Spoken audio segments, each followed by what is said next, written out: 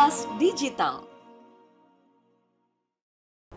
Oke, selamat pagi. Assalamualaikum warahmatullahi wabarakatuh. Kita masuk lagi satu pokok bahasan tentang saham dan obligasi. Saham dan dividen. Ya, salah satu cara menginvestasikan uang adalah membeli saham yang ditawarkan oleh perusahaan yang go public.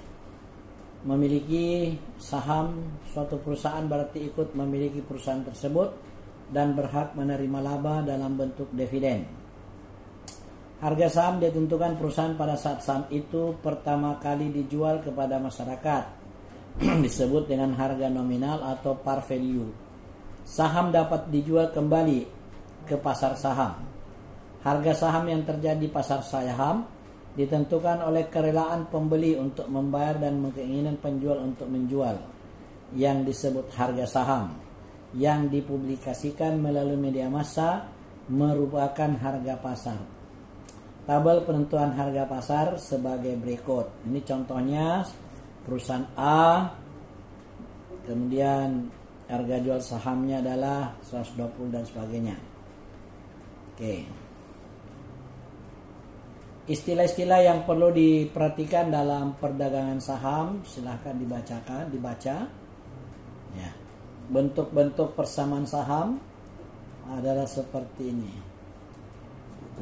Kita lihat contohnya. Jika return pasar adalah 20% dan bunga SBI adalah 8%, hitunglah return sebuah saham yang mempunyai beta 1,2. RM-nya adalah 20%, RF-nya adalah 8%, ya. Kemudian BI-nya adalah 1,2, ya. Kemudian RI sama dengan RF ditambah BI kali RM kurang RF, ya. Saya ulangi lagi, RM-nya itu adalah return pasar, RF-nya adalah bunga SBI, kemudian betanya adalah beta saham adalah 1,2.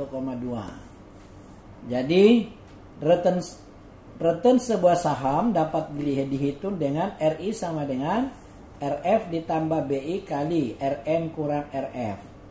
8% ditambah 1,2 kali 20% kurang 8%. 8% tambah dengan 1,2 kali 12% sama dengan 22,40%. Ya. Kemudian jika premi risiko adalah 10% dan bunga bebas risiko 9%, hitunglah return sebuah portofolio saham dengan beta 0,9. Ya. RM dikurang RF-nya adalah 10% premi risiko. Kemudian RF-nya adalah 9% bebas risiko. Kemudian beta portofolio saham adalah 0,5. Jadi RP-nya, ya, return sebuah portofolionya adalah RF ditambah BP kali RM kurang RF. Ya, seperti itu 0,9% ditambah dengan 0,9 kali dengan 10%. Ya. Kemudian yang ketiga, dividen saham TOPS bertumbuh sebesar 20% setiap tahunnya selama 5 tahun ke depan. Setelah itu dividen akan konstan selamanya. Jika dividen tahun ini adalah Rp1.000 dan return yang diharapkan investor adalah 16%, berapakah wajarnya TOPS? GS-nya adalah 20%. Ya.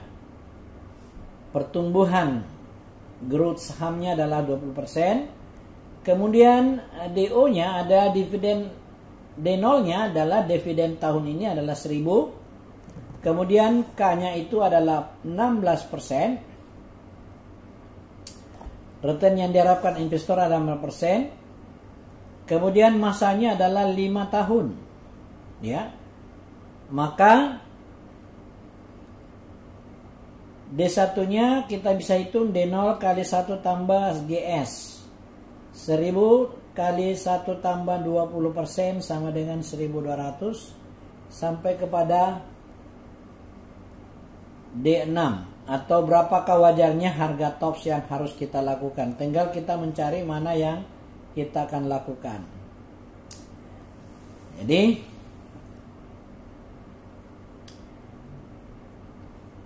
P5 sama dengan D6 kali dengan K dibagi dengan K kurang G. D6 nya adalah 2985,984%, 984%. Kemudian G-nya atau growth-nya adalah 16%. K dikurang G-nya adalah 16%. Ya. 16%. Nilainya adalah 18.000. Kita bisa hitung P0-nya juga dari D1. Maka nilai P0-nya atau harga tops yang wajarnya adalah sebagai berikut. 14.427,05 sen. Kemudian contoh yang berikutnya adalah seorang investor yang tidak terlalu mengharapkan dividen berencana untuk membeli saham Vega yang harganya terus naik dari tahun ke tahun namun tidak membagikan dividen. Jika harganya 2 tahun lagi adalah Rp5.000 dan tingkat diskon 14%, hitunglah harga yang tersedia. Hitunglah harga yang bersedia dibayarkan investor untuk saham ini. P2-nya adalah 5.000. Jadi harga 2 tahun lagi P2 adalah 5.000. K-nya adalah 14%, tingkat diskontonya. Jadi kita lihat P0-nya adalah 5.000 dibagi dengan 1 tambah K sama di pangkat 2 sama dengan 3.847,34 sen.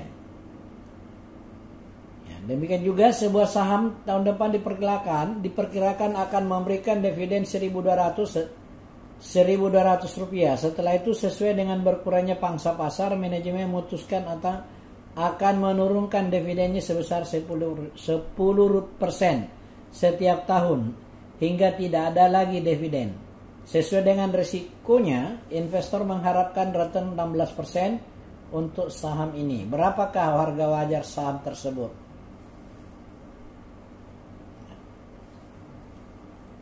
D1-nya adalah 1.200, ya. Karena disebut di sini saham tahun depan, berarti 1 tahun ke depan, jadi D1 sama dengan 1.200. Growth-nya adalah 10 minus 10%. Ya. Karena dikatakan di sini akan menurun dividennya sebesar 10%. Dan K-nya adalah 16%.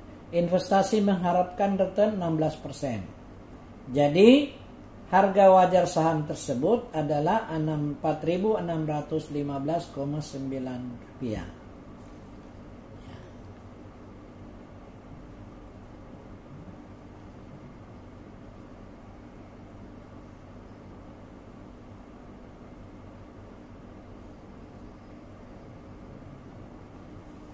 Obligasi adalah kontrak jangka panjang antara peminjam atau borrower yang meminjami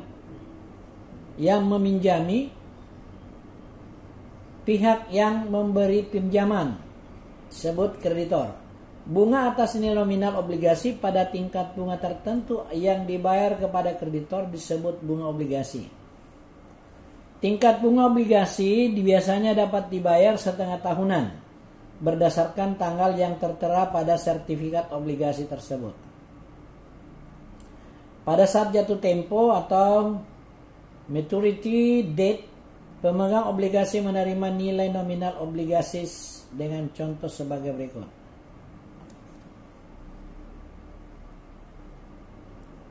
Oke. Nah, contoh yang pertama. Tentukanlah harga pasar sebuah obligasi A pada tabel 12 di atas bernilai Rp40.000. Obligasi tabel A. Ya. Pada tingkat harga penutupan. Jadi harga penutupan yang kita ambil adalah 1.125.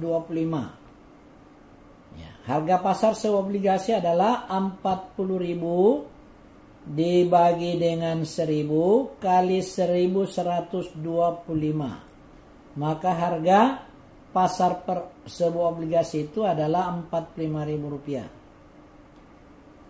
Tentukan harga pasar 4 buah obligasi dari D. D-nya itu adalah ini. Ini 4. Ya. Bernilai 2.000 berdasarkan harga penutupan sebelumnya.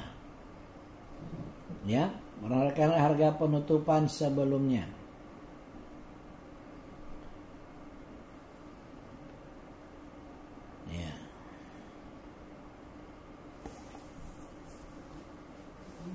Harga penutup sebelumnya, harga penutupan dikurangi perubahan bersih.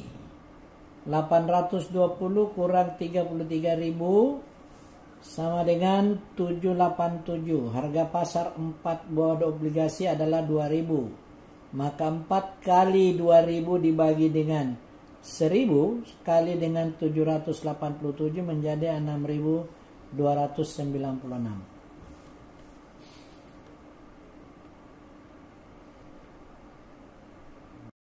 Kelas Digital.